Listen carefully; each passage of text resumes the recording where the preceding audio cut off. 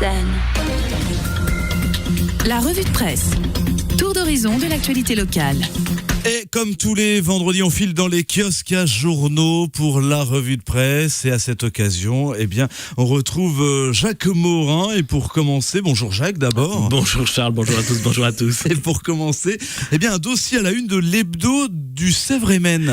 Oui, avec ce titre des apprentis aux doigts d'or. Thomas Blond et Laurent Fortin font un état des lieux de l'apprentissage au moment où certains adolescents doivent choisir un cursus pour l'an prochain.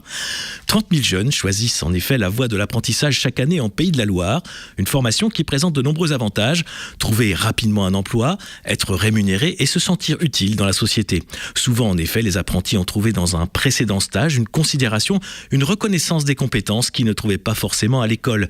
Mais attention, devenir salarié, cela veut dire aussi tenir des engagements.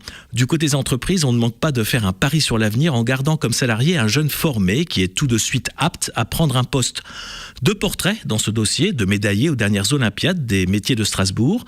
À 21 ans, Valentin Barré est en possession d'un CAP chaudronnier, d'un contrat pro soudage, 2 domaines qui se complètent parfaitement et qui ne courent pas les rues. Il pense avoir mieux appris en étant sur le terrain, en possédant un réel savoir-faire.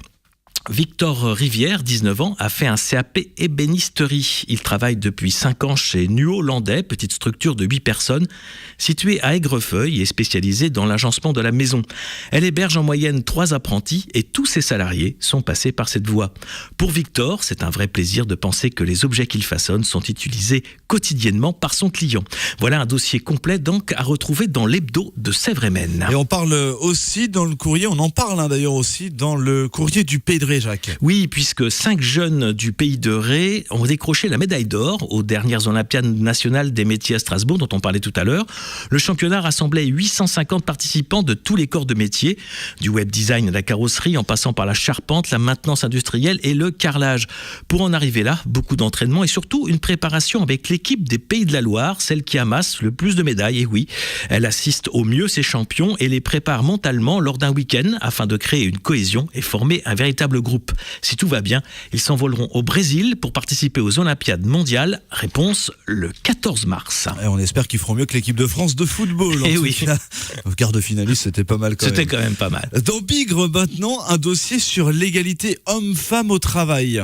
Oui, Bigre qui nous rappelle d'abord qu'en 2009, 37% des femmes travaillaient à temps partiel, tandis que 93% des hommes bénéficiaient d'un temps plein. Et aussi que 79% des hommes étaient actifs contre seulement 70% de femmes. Et pourtant, elles sont plus diplômées, ce qui ne les empêche pas de gagner 29% de moins que leurs homologues masculins en Loire-Atlantique. La loi interdit pourtant de faire une différence entre les deux sexes et toute discrimination au travail. Le dossier nous explique qu'il y a des recours en cas de manquement à ces principes. Des sanctions sont possibles au prud'homme, bien sûr, mais aussi en correctionnel et même au tribunal pénal.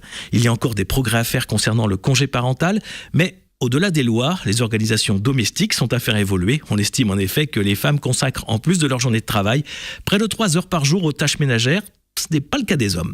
Un dossier donc à retrouver dans Bigre, magazine bimestriel gratuit que vous pouvez retrouver à Nantes, Saint-Nazaire et La Baule dans de nombreux lieux institutionnels et sur le site bigre-magazine.fr. Et tu fais jamais le ménage, toi, Jacques? Bah, si, ça m'arrive quand même. Oui, l'aspirateur. Voilà, c'est ça. Non, mais la lessive, le repassage un peu quand même. Voilà. Ah, quand même. Ah oui, quand même. Tu vis seul? Non. Un lieu de concert original maintenant, un garage, tenez. Oui, les lieux culturels alternatifs se sont multipliés ces dernières années. Confirmation à Monnières, où vient de se créer l'AMA, L-A-M-A, pour les autres musiques aujourd'hui. Elle a pour vocation d'organiser un concert par saison dans un lieu original. Le principe, c'est de proposer différents genres et de s'appuyer sur la qualité. Premier rendez-vous ce samedi 28 février dans un garage, donc, avec un duo moldave, cymbalum plus accordéon. Vous saurez tout sur cette proposition sympathique en lisant l'article dans l'hebdo de Sèvres-et-Maine. Allez, dans l'écho de la presqu'île maintenant, l'inquiétude des pêcheurs turbalés. Oui, il y avait déjà une première note la semaine dernière. Après l'interdiction par Bruxelles depuis le 21 février de la pêche au bar, les pêcheurs auraient préféré une diminution par des quotas. Heureusement, des indemnisations sont prévues. Et puis, le tourisme d'hiver est à la une de l'édition guérandaise et la destruction de l'ancien hôpital à celle de l'édition de Saint-Nazaire.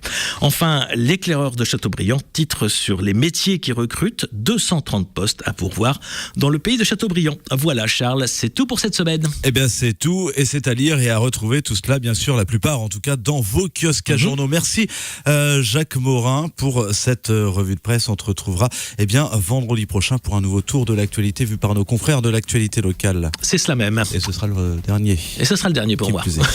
Au revoir. Merci Jacques, bonne journée.